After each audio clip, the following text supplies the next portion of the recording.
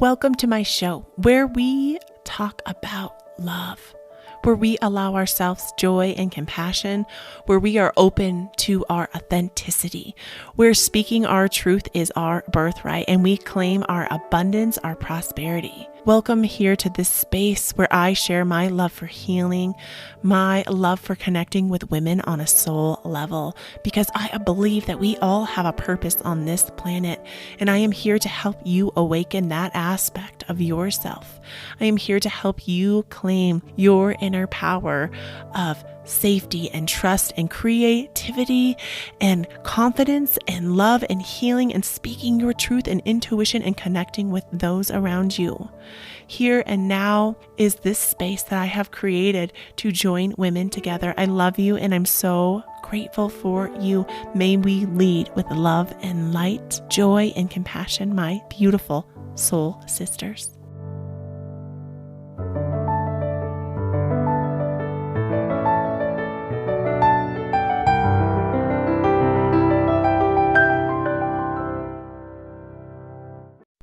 Hello, my beautiful soul sisters. How are you this week? What's happening in your life? What's happening in your heart? What's going on in your mind? Have you been taking time to practice that heart that we talked about when anxiety is coming? Have you been holding space for yourself? I know that I have had my ups and downs. I'm here showing up a little differently. I am actually podcasting from my car because I have one of my oldest soul sisters in town. Her name is Erica, and I've known her for 22 years, and she lives in New York. And she finally has came to visit me after 4 years. We haven't seen each other, and she actually, right now, as we speak, is taking all 3 of my kiddos horseback riding, and I just am not really a horse person, and I think horses are awesome and people who ride horses are amazing, but I didn't go. So I'm here showing up because I wasn't thinking I was going to be able to, because it's just been a lot. And we got a new puppy. We have a new puppy. Her name is Lovey Opalite, Junie's little puppy, and she's a stinker. And she woke me up 3 times last night, and I was thinking, oh my gosh, I forgot these little whining puppies. And this is the craziest thing ever. And I was thinking about what I wanted to talk about. And this is kind of a free forum today, like it always is, right? That's what we do. We talk about life. This is huge. Junie, my daughter, who is 12, just got her first period late last night. She got her period. What? I can't even I can't fathom that my baby is turning into a woman. And last night we were all outside of the house, and I sent Junie inside to get something for her baby puppy, because this puppy is going to be Junie's puppy, and she's going to be connecting and training her. And I sent her in the house, and she was taking a really long time, and I was thinking, okay, well, what's going on? She forgot this. Oh, we were going to feed the puppy. And so I come in the house, and when Junie gets kind of uncomfortable, she does this kind of dancing around. She likes to do this thing where she kind of positions her head to one way, and then she and she was dancing and fluttering around, and she's like, mama, I got my period. And I was like, oh my gosh, Junie, I wasn't expecting her to say that at all. And then my heart just dropped into my belly, and I was thinking, oh my gosh, Junie, you got your period. I'm so excited for you. You're turning into a woman. And I hugged her and I kissed her, and then I sang, celebrate, Junie, hooray. And she was like, oh, it's just so different and it's so weird. And she said, weird, it's so weird. And she kept saying it was so weird. And I could tell that she was just feeling oh my gosh, I can't believe this is happening to me right now. And I can't believe that it has happened to her. And I'm so grateful that it was probably 8 months ago I decided to get her period panties. After my entire period career, I have decided that period panties for women are the best invention ever, and that I will never buy pads or tampons again. I will always wear period panties and support them. And then when I have to go swimming on my period, that I will wear a period cup. And I have a period cup, but I personally have a tilted uterus. So my uterus doesn't like align exactly how it needs to. So I get some leaks, but I'm fine with having a few leaks if I'm swimming. And so I got Junie 3 pairs of these like kind of like teenage period panties. I think this brand is Thinks that we got, or I can't remember if it was Thinks or this brand that we got her is Knix, Knix. And luckily she had her period panties, and she just knew because we had talked about it so much. And like when I was a little girl, we didn't really talk about periods. We didn't talk about sex. Like I was really in the dark about it. And the only reason I knew about periods was because my sister Jenny told me about it. That you bleed from your vagina and you have to wear a pad and it hurts your legs and it hurts your belly. And for me, when I got my period, it was the first day of a new school when I was 12 years old. In 6th grade, I was in Mr. Colavani's class. And I remember getting my freaking period as the new girl, like sitting there. And I actually wrote about it in my book. And I have my whole period story. It's very vulnerable and very real and very much from my perspective. And it was mortifying. I was like mortified, and I had a lot of shame around getting my period. So I told myself that when my daughter was going to freaking get her period, that I was going to celebrate her and welcome her into being a woman. And I feel like I did that really well. And it was amazing because my beautiful soul sister Erica was here, and she was outside, and Junie went to go do something, and I just whispered, I was like, Junie got her period. And she's like, okay, well, I'll come in and chat in a little bit. And so Junie wanted to chat, and we went into my room and left the boys out. And I think she was just feeling a little bit weird, and she didn't want to tell people, but she wanted me to know, but didn't want her dad to know and brothers to know. And I just assured her that you do not need to be ashamed of your body. This is so normal. Like most women get their periods. Like, yes, there are some women who have issues with their bodies and periods don't come, or take hormones or maybe birth control that throw your period off whack. But it is normal, and it's amazing, and it's a gift because us as women are creators, and that we literally get to have babies. We get to create and make humans within our uterus, and that's amazing. And I wasn't like trying to push that as much, but we did say that part. And also like, oh my gosh, like you could get pregnant. And she goes, oh, I would never do that, Mama. Not until I am a grown up. And I'm like, good, because it's a real thing. And like there are 12-year-olds that have gotten pregnant, and that would really shift a lot of things. But we were just like, Erica came into the room, and we were just sitting there and just letting her like tell us all the things. And she said, this makes a lot of sense because my boobs have been so tender, and she has been so emotional lately, and she already is really emotional, and she already feels so big. Like she feels so big, and I could just tell. And it was crazy because just yesterday morning we had a crazy busy day with my friend here and her son. We were doing all the tourist things. We went up to the Stanley, like that haunted historic hotel. We had lunch. We went to the park, the national park. We just did a lot of things. It was like a full packed day. And we were actually supposed to go and be driving in the national park. And it was going to be like a 2 to 3 hour car ride. And we stayed home for a while. And I was like, I'm kind of burnt out. I'm just not feeling it. And Erica was like, that's fine. And so we ended up staying home, and it was like, thank you, universe. Like the universe aligned all of this perfectly because Junie was going to stay home with her puppy, and I would have been out driving, and she would have been all alone. And so like that could have like brought on a lot of feelings of like, oh my gosh, I'm all alone and this big thing is happening. And Junie was telling me that she said, I didn't even know, Mommy, if I wanted to share it with you. I was feeling a little bit scared. And which like made my heart, skip a beat for a minute. Like, oh my gosh, Junie, I'm always here for you. I am not here to judge you. I am here to be here for you. And again, celebrate you and all that you're doing right now. Like this is so huge for you. You are on your path to becoming a woman. Like how amazing is that? My baby is becoming a freaking woman. And I feel like she is like maybe 8. But she's 12, and it's crazy, and she's closer to 13.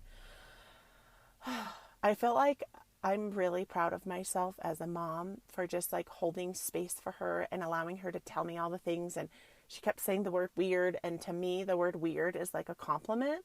So I was like, good. Yeah, you're weird. Be weird in that. And also like, you don't need to be ashamed. Like we're going to tell your brothers and your dad. And this explains a lot about the way you've been acting. And she's been so emotional and just like flying off the hinge and crying and screaming. And I'm like, I don't know what to do with you, or I don't know how to be your mom. And it was so wonderful because my beautiful friend Erica said in front of Junie, she said, like Junie said, Mom, you've been treating me really mean lately. I'm like, well, I've been having a really hard time like coping with your attitude and the way that you're just like, she's really different. Like she's changing a lot, and it's obviously the hormones. And Erica said, they don't give us manuals on how to be a mom. They don't say like, this is exactly what to expect. And even if they did, it wouldn't be accurate because every kid is so freaking different. And like, I never dreamed in a million years. I knew I've had a daughter, but that she was going to get her period and be going through all of these changes. And I do have to say, like, I am riding the wave and I'm showing up, and I'm probably not being perfect in it all because I don't think any of us are perfect. I think that we all have this false idealism of what perfectionism is. And I think it ruins us, like that we have to mess up and we have to allow our children permission to know that we mess up. Like my friend who is in town from New York, her flight was leaving New York at 7 a.m. Well, long story short, she slept through her alarm and they showed up at the airport at 7 a.m. And she was beating herself up like, I never do this. I am always on time. I am so sorry. And they missed their flight. They had to book a new flight. They were going to get into town at 3 p.m. Colorado time. Well, hello, the universe had different plans. Like she needed to be somewhere else. And then she had to drive to an airport that was an hour and a half away. And then she gets to that airport and she has to wait there until 3 o'clock in the afternoon. And these two, this mama and her 10-year-old son, they have to travel to Chicago and wait in Chicago for 5 hours. And they get into DIA at 11 o'clock at night. They got in at 11. And if you guys don't know me, I am like a hermit at night. I like to be in my home, in my cozies, having my tea, making sure my kids are safe and in bed. And I'm watching like an adult movie that has like cuss words and sex scenes and like adult content, or I'm like reading some sort of book or doing something for myself.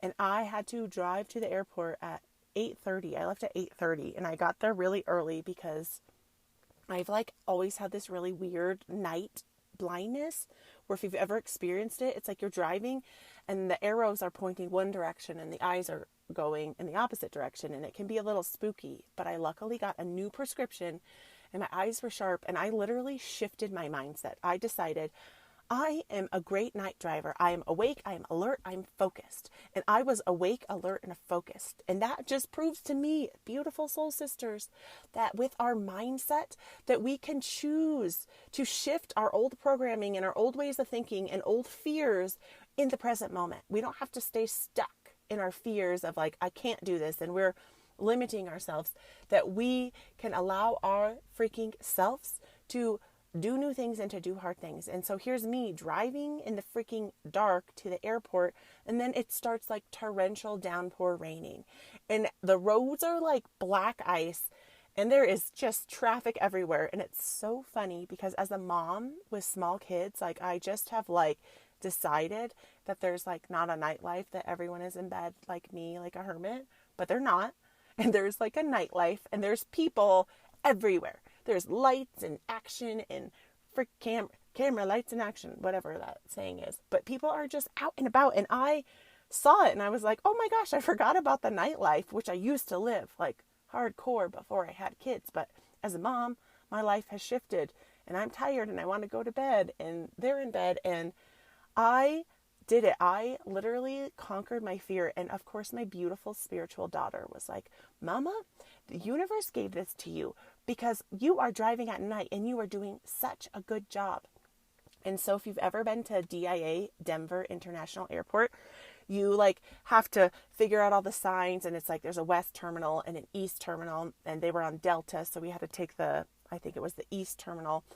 And we take that terminal, and then it's like the arrivals and departures, and then there's the parking. And so they're in the arrivals, but we are about an hour early because I didn't want to drive super late at night.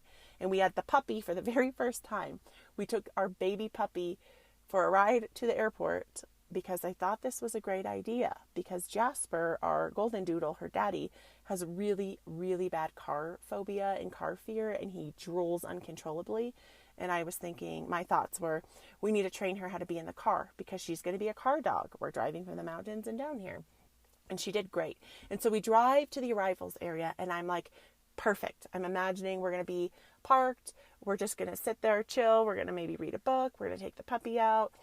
Oh, we get up there. It's mass chaos. The energy is frantic. The freaking parking lot is full.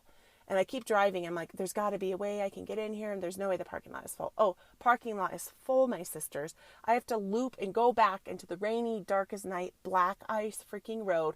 And I have to drive all the way down, down, down, down, down until it re-loops you back around. And then I come back around. And I'm like, okay, this is fine. I obviously have to do this for a reason. Thank you, universe. Like, I am having patience. I am focused. I am calm. I can do this. I'm imagining myself parked and we're waiting for my friend. We go all the way around. It is raining like crazy, and we loop around, and I'm like, we're getting a parking spot. We're getting a parking spot. We pull in. Holy shit, the energy is so frantic in that place. I was like, I could barely take the energy rush. It was just like, rah, and crazy. Same thing happens. Parking lot is full. There's no way to get in. I'm like, there's no way we can't get in. I imagine us. I see us. We are parked. We are calm. Like, we are going to park. And then I'm like, fuck this. We are going around again. And we loop around. And then my intuition is like, just go to the big parking garage. Go to the big parking garage. It's going to be fine. We loop all the way around. What, another like 10, 15 minutes, loop around, da, da, da. And then we finally get to the giant, giant parking garage where people usually leave their vehicles to fly. And we find a calm spot. The energy is way more chill, way more calm. It's not raining. We park. We actually get to go out. We get to take the puppy potty. The puppy's going potty in the parking garage, which it was what it was. And she did. She went potty and she was playing, and we waited. And then my girlfriend got here at about 11:15, 11:30.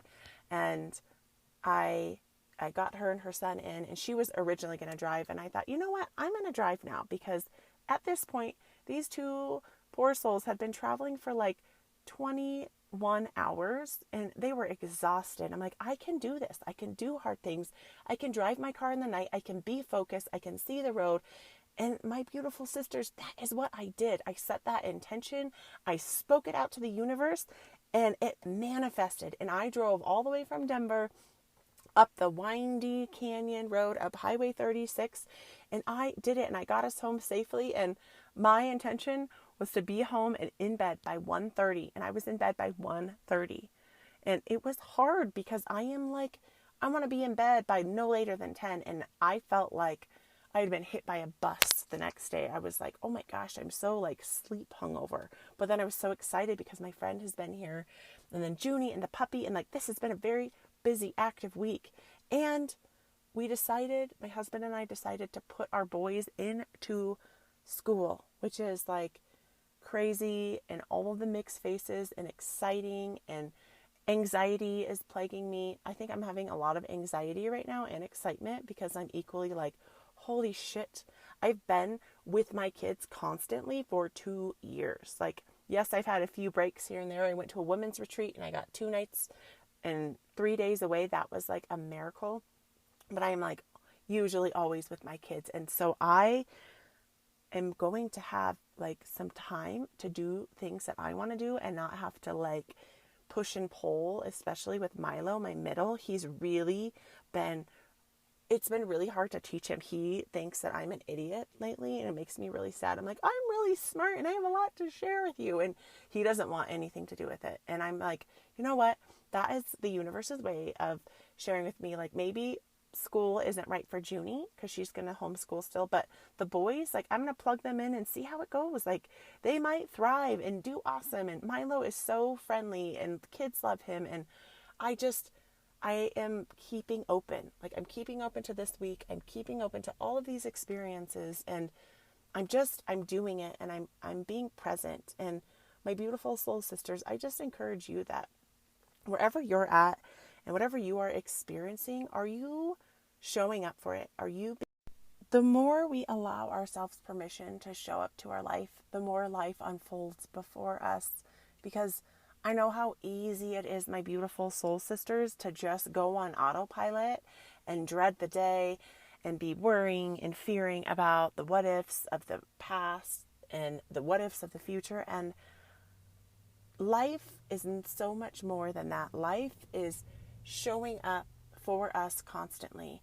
And last night when Junie, like after kind of, I feel like the newness had like arised about her period and everyone had gotten in bed, she was in the bathroom and she goes, "Mama, it feels like someone's punching me in the stomach." And then she just started bawling because she was scared. And she was saying how it feels so weird, like she keeps peeing out of her vagina. I'm like, oh my gosh, yes, that is a weird sensation that you've never felt before.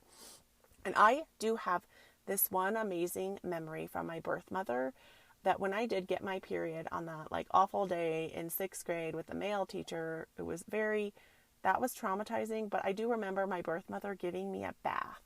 And I remember that, and that was like so comforting, and I felt so safe. And so last night, I gave Junie the same experience, and I made a nice warm bath, and we put some lavender, which is calming and soothing, and I lit a candle, and I brought my Himalayan salt stone lamp in, and it was a freaking full moon.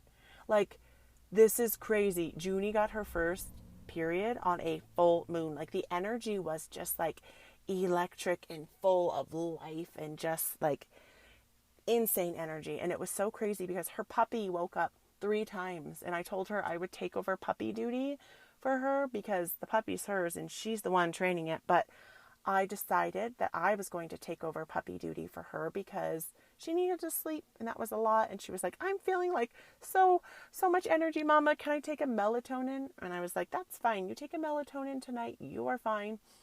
And after Junie's bath, we gathered all of our crystals, all of the malas, all of our bracelets and our rings and our gold jewelry, and we put them in the window. And it was like this beautiful, bright moon. Did you see the moon last night? Did you see the moon? Did you feel the energy of the moon?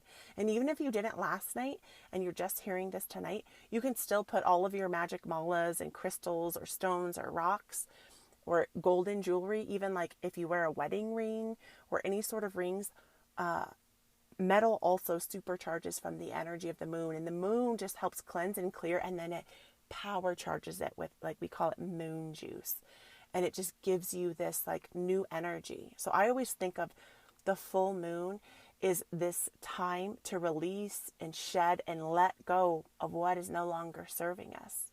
So maybe, my beautiful soul sisters, you can tune into yourself and notice the shit and the yuckiness that is within you. Maybe something that you've been experiencing a lot, or maybe it's an emotion, or maybe it's some trouble in a relationship. Remember last week we were talking all about our relationships and making those healthy boundaries. I just always like to check in and hold you accountable to hold yourself accountable.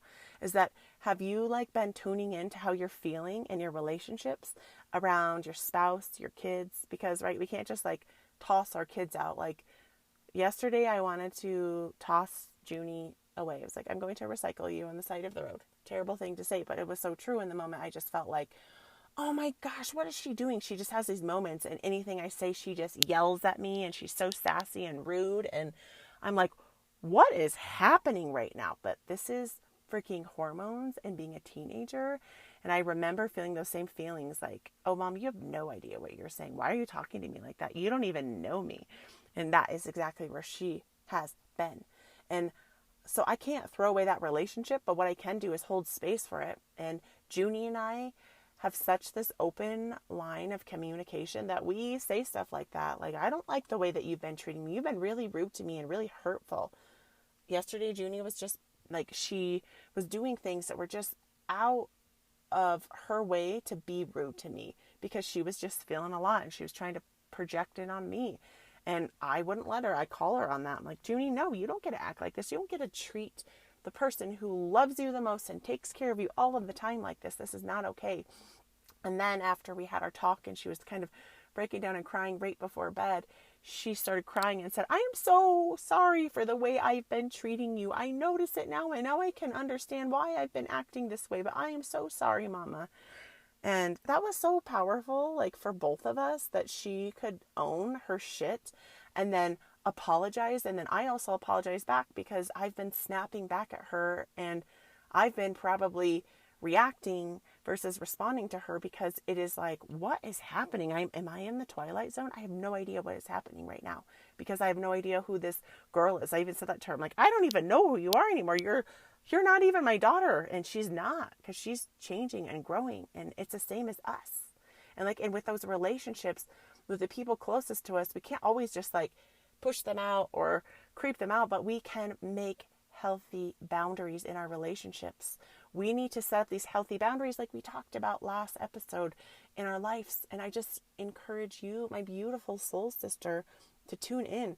Have you noticed, right, those feelings, and have you done anything about it? Have you spoke your truth from your heart-centered self, not from your ego self, from your heart-centered self? Because I'm here holding you accountable. I'm your accountability soul sister.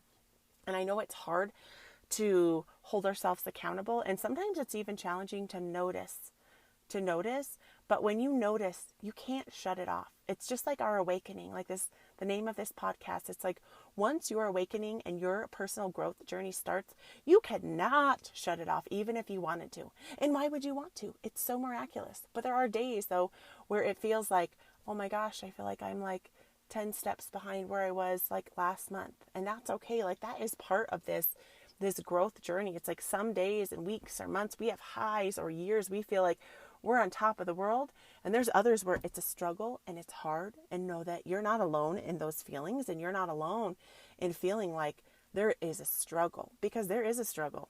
As a mama especially, there is a fucking struggle with parenting. Like, parenting is not this easy cakewalk thing that we see sometimes in movies where it's like, oh, this beautiful relationship. Parenting and being a real, raw, authentic parent who is showing up for your kids and mindfully doing things and making choices for your child is hard work. It's fucking hard work. And we have to show up every day. We don't just show up on like those happy, fluffy days.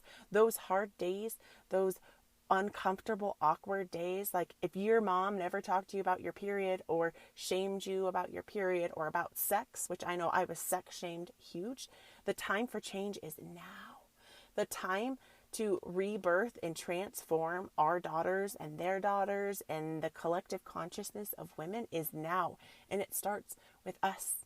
It starts with how we react, like when our daughters get their period, the way we react when they ask about sex, or if you have little kids, like even when they ask like questions, Mommy, where do babies come from? I mean, that can be a fine line.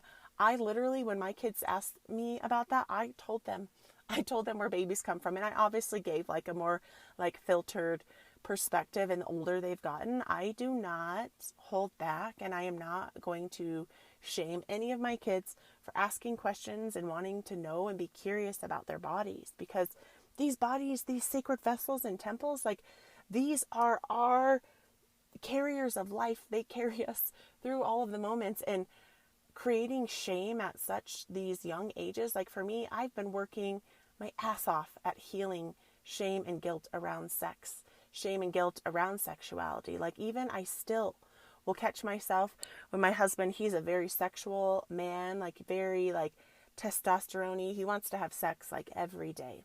And I'm like, yeah, I'm good like once a week. Like, I'm not really like craving sex. I don't feel that.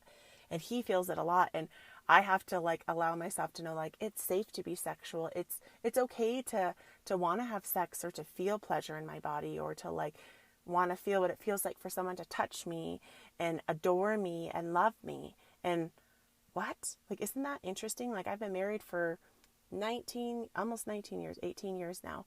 And that I'm like just having these awakenings within myself, and knowing that it's okay that wherever you are, like in your relationship, or wherever you are on your journey with healing these aspects of ourself, which in the chakras, this is the Svadhisthana chakra, our sexual and creative chakras. And I notice in my work that I do that this chakra gets blocked a lot, especially as women. We shut this down. And even though we are these creators, and even in mamas who've had babies, it's like you have this like innate primal ability to create babies, but not all women do. I've worked with women who can't have babies, and there is a block and a lock in this center, and we just have to hold space for their healing, and knowing that healing, it is a journey, it is a process, it's not an end point, and that everyone's healing journey is unique to them, and that we have to stop blaming ourselves. We have to stop shaming ourselves and guilting ourselves into whatever it is that is from our past, because the time for healing is now. It's in this present moment.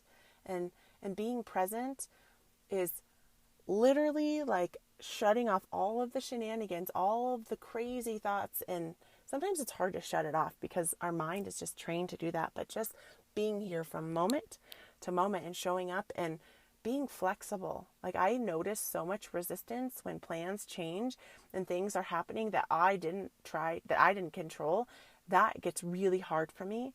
And when that resistance arises, I hold space for myself. I have to hold space for that. And then I kind of will reflect and dig deeper and be like, why am I resisting this so much? Like, what parts of myself do I need to heal? Like, why is all of this resistance arising?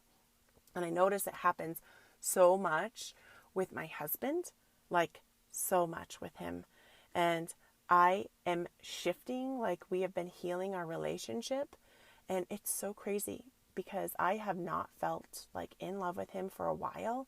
And I am getting these, like, it's crazy. It like gives me like I'm getting these like fluttery feelings. I'm feeling excited about him. And he has been like shifting and changing these parts of himself.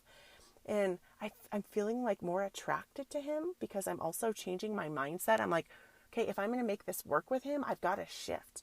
And he literally this last week, he climbed Long's Peak, which is the Estes Park 14er. It is like a crazy mountain. And then my brother-in-law's 50th birthday is coming up this week. And he has wanted to do this like triple 14er summit over by, I'm trying to think of, it's over by like Leadville-ish. Why can't I think of the other town, that area, like Leadville, Buena Vista, Salida area, but they start at like 7,000 feet in altitude, but then they go up and down three 14ers, and it was only 6 hours versus the Long's Peak 14er. And I don't know, it's just like so sexy to me, like him like being on these like adventures and like working hard and knowing that like one of them, like both of these mountains, they're like treacherous. You could die at any second. Like, you have to be so in control of your mind, and talk about present, like so present with yourself that if you're not present, you will die. You will fall off. Like, apparently the way down those 3 14ers was like a sheer $1,000 to $3,000 foot drop off that they had to like keep their body into the mountain, hugged into the mountain. And it's like, that is like sexy to me. It's like, wow, look at you taking control of yourself and your body. And it's crazy. He packed on a lot of weight this winter, and he's lost like at least 10 pounds. Like, and he's looking great. And I keep telling that to him. I keep telling him like, oh my gosh, you look so fit. I make sure like words of affirmation are such a connecting piece for me. And I know even him, that I'm making sure that I am speaking, I'm verbalizing like my experiences with him, because again, if you've been listening, that we vowed together to communicate clear communication. Like, we are communicating even when it's weird and hard and awkward. We're just doing it. And it's so interesting because, right, being with someone for 19 years, you would feel like, oh, it's so easy to communicate with your partner. It's so easy to read them. Yeah, it's not easy.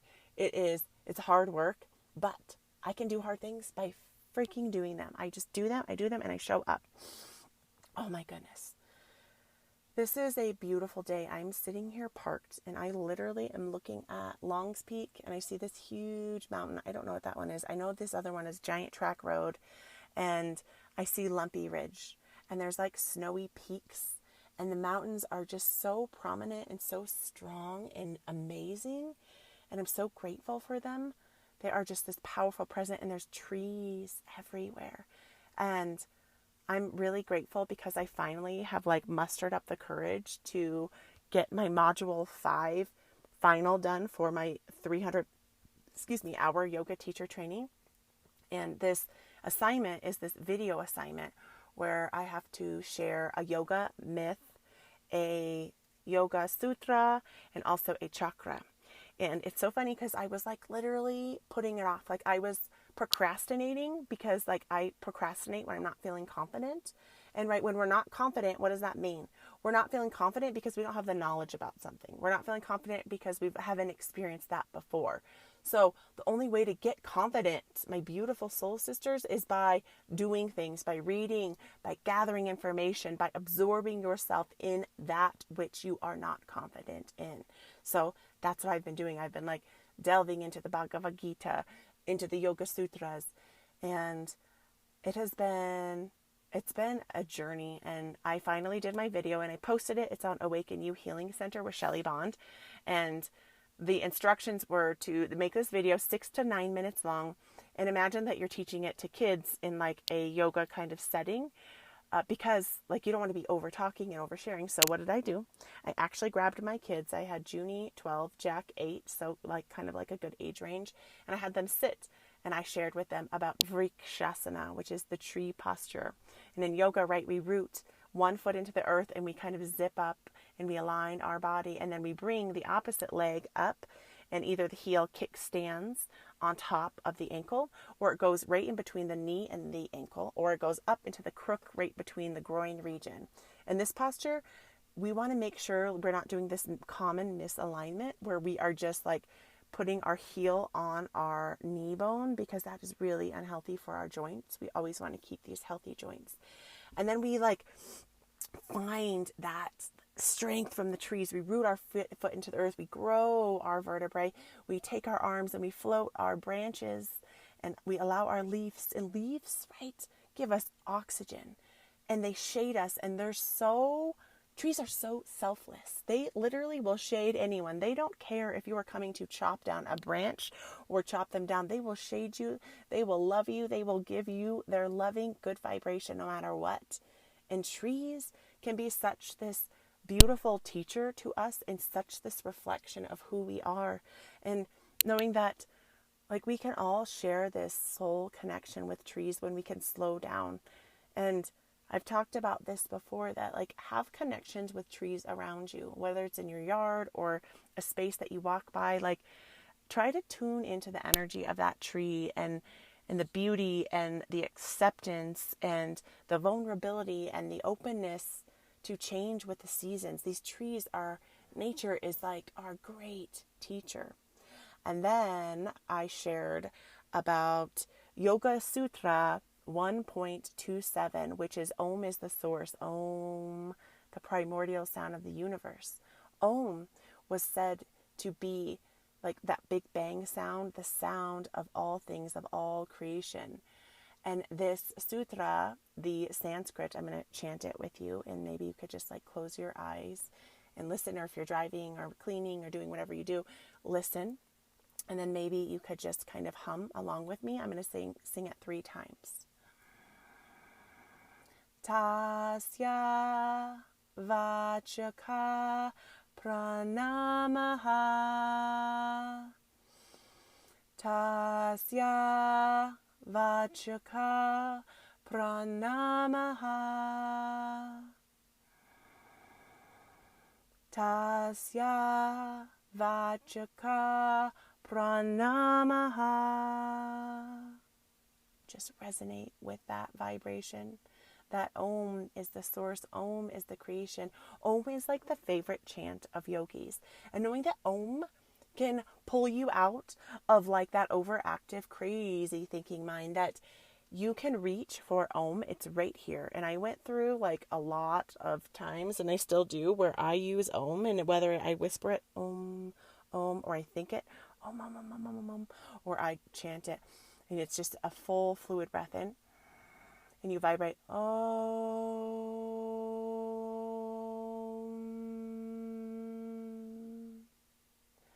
And you know what, that stillness, that like pause between the Oms is like where that vibration comes from. And it literally will raise your frequency, will shift your vibration. So I'm so grateful for these practices that give us so much kind of like, I don't even know if hope is the right word, just like they allow us to shift and to transform, and knowing that we can reach a little bit deeper inside of ourselves, or we can look to practices like breath work or looking into nature to reflect on ourselves.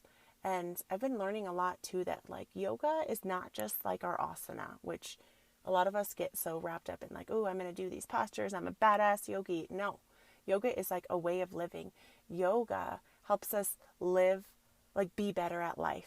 It doesn't always, like, yes, it can make us be better and feel better physically, mentally, emotionally, spiritually, but it also helps us show up better because we have all these tools. Like we're struggling with our kid, our daughter's being crazy. Like me, Junie gets her period. Oh my God, she's so emotional. Like I'm going to pause, I'm going to look out the tree, and I'm going to out the window at a tree, and I'm going to see that tree and be like, okay, like this moment is not going to last forever. Like this too shall pass. So many things. I love you, my soul sisters. Thank you for showing up with me and letting me be my real, vulnerable, authentic self. And one of my main intentions, which is many, is that me speaking my truth and my realizations and reflections will help you do the same in your life. And that it will be like this beautiful ripple effect, and that it won't just stop with you, that it will vibrate out for you and your family and the women around you and the women around those women. And even if it's just like one little tidbit that resonates, or there's maybe one reflection that you were able to stop and look at yourself and be like, I see that. I notice that. I hold space for that within myself. Or even my daughter, instead of like judging her and shaming her about acting like a lunatic the week before her period, now I'm like, oh my gosh, that's exactly why you were acting like that. I'm like, your body is changing. You are not sure. I do the same thing. We all know as women, I act like I get really angry for like 2 days and I have no idea why. And I don't want anyone to talk to me. I don't want anyone to touch me. And I'm like, girl, I get you. Girl, I hold space for you. I hold space for however you're feeling. There's nothing wrong with you. You're not fucking broken. You are not broken, my soul sister. You are not broken. There's nothing wrong with you. You hold space for yourself in your journey and exactly where you are today. And all you can do today is you show up for this moment and then the next one and the next one. And you keep showing up. This is our purpose, is showing up for ourselves, holding space, letting go of that judgment, leading with love instead of fear. When you notice that fear arrive, when that anxiety is plaguing you, remember that acronym HEART, right? H, hold space. E, do an energy scan. Where are you holding it? A, allow. R, replenish your energy with something. T, thoughts. What are your thoughts? What are you thinking?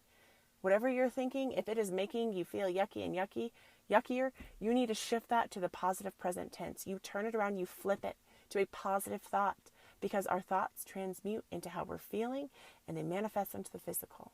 And it's huge crazy. Like this was crazy. We went to the Stanley yesterday, which is this like historic haunted hotel. I've never vibed with ghosty stories or things. Like I am spiritual. I know there's spirits. I feel spirits around me. Like I get messages sometimes from spirits, but I am in like a positive, light-filled space. My guardian angels and spirit guides are here. But this vibe is way different. And before we went in, I put up a protective energy bubble around all of our fields, and we were protected. But there was just some times, and there's stories going around. And then my son and his friend had this dollar piece that they gave us for like $5 off that has those like creepy, the Shining red rum sisters, like that red rum sisters that I've seen like years ago. But for me, I don't watch scary movies. Like I don't want to fill my consciousness or anything with that vibration, but some people love them. I have one of my beautiful soul sisters, Jess.